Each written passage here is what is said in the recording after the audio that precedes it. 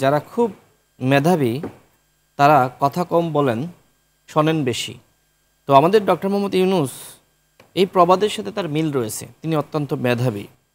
কিন্তু বাংলাদেশের বাস্তবতায় তার এই মেধা কতটুকু আসলে কাজে দিচ্ছে সেটা দেখার বিষয়।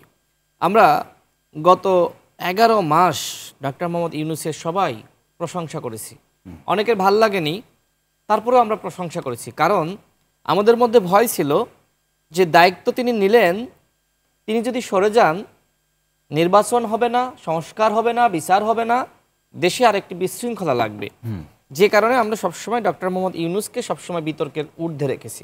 কিন্তু এখন মনে হয় সেই সুযোগটা আর নাই। আপনি 23 জন নাকি 21 জনের কথা বললেন যে বিচারক নিয়োগ দিয়েছেন, কেমনে দিয়েছেন, কোন প্রক্রিয়ায় দিয়েছেন? আপনি পুলিশের সংস্কার কেন করতেছেন না?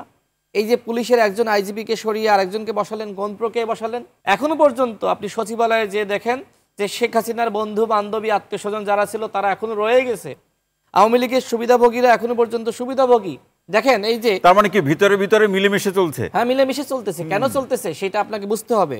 এই সরকারের উপদেষ্টারা বলছে যদি আমি 14-15 বছর যারা বঞ্চনার শিকার হয়েছে তাদেরকে তো রাজনৈতিক তকমা দিয়ে, বিএনপি বা জামাতে এই তকমা দিয়ে সরানো হয়েছে, প্রমোশন দেওয়া হয়নি, ওএসডি করা হয়েছে, সংযুক্ত করা হয়েছে।